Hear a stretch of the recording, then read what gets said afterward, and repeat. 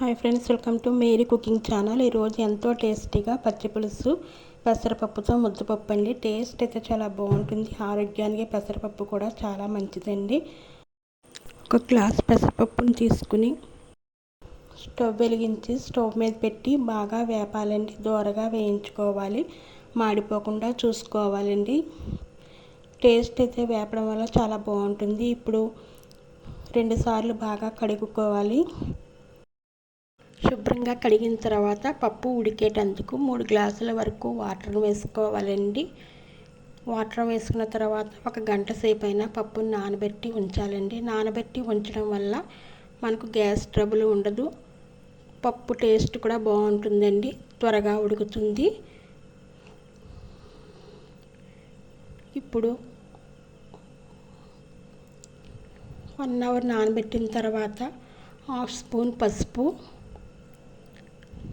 పసుపు వేసుకోవాలి. తర్వాత తగినంత నెయ్యి కూడా వేసుకోవాలండి. పప్పు త్వరగా ఉడుకుతుంది. ఇప్పుడు స్టవ్ వెలిగించి స్టవ్ మీద పప్పును పెట్టి మీడియం ఫ్లేమ్లో పప్పును బాగా ఉడికించుకోవాలండి. మధ్య మధ్యలో పప్పును కలుపుతూ ఉంటే పప్పు అడుగంటకుండా ఉంటుంది. పెసరపప్పు ఆరోగ్యానికి ఎంతో మంచిదండి, చలువ చేస్తుంది. వేడి చేసేవారికి ఈ పెసరపప్పును మనం తరచూ ఇవ్వడం వల్ల శరీరంలో ఉన్నటువంటి వేడిని తీసివేసి చలవనిస్తుందండి. పెసరపప్పులో ఆరోగ్యానికి చాలా మంచిదండి. పెసరపప్పులో B1 విటమిన్ C పుష్కలంగా ఉంటాయండి. ఇవి శరీరంలో రోగనిరోధక శక్తిని పెంచుతుంది. ఇన్ఫెక్షన్స్ దరికి రాకుండా చూస్తుందండి. త్వరగా జీర్ణమవుతుంది కాబట్టి అందరూ కూడా ఈ పెసరపప్పును తీసుకోవచ్చు. షుగర్, BP పేషెంట్స్ కూడా ఈ పెసరపప్పుని యూజ్ చేసుకోవచ్చండి. ఇంకా తాలింపు వేసుకుంటే ఎంతో టేస్టీగా పెసరపప్పు ముద్దపప్పు రెడీ అవుతుందండి.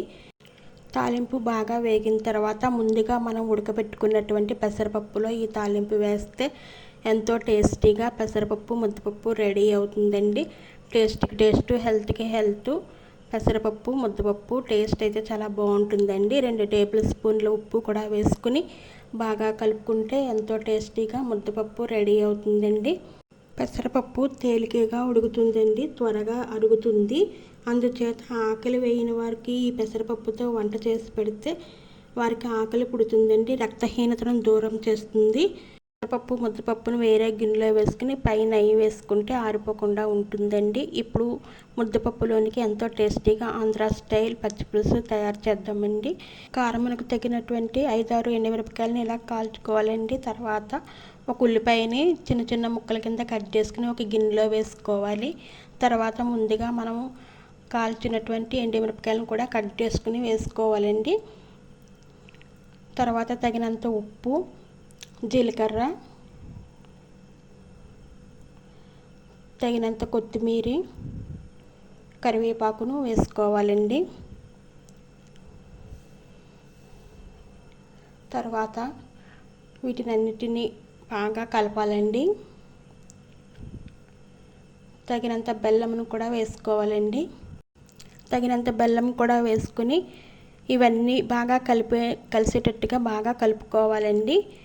తర్వాత తగినంత చింతపండు పులుసును వేసుకుని బాగా కలుపుకుంటే ఎంతో టేస్టీగా పచ్చి పులుసు రెడీ అవుతుందండి. ముద్దపప్పు పచ్చి పులుసు కాంబినేషన్ చాలా బాగుంటుంది. సమ్మర్ స్పెషల్ పచ్చి పులుసు ముద్దపప్పు రెడీ అవుతుందండి. టేస్ట్కి టేస్ట్, హెల్త్కి హెల్త్ ఈ పచ్చి పులుసు ముద్దపప్పు అండి. ఓకే అండి, Mary cooking channel please subscribe చేసుకోండి, లైక్ చేయండి, షేర్ చేయండి, ప్లీజ్ కామెంట్ చేయండి. ఓకే అండి, బాయ్ అండి, థ్యాంక్ యూ సో మచ్.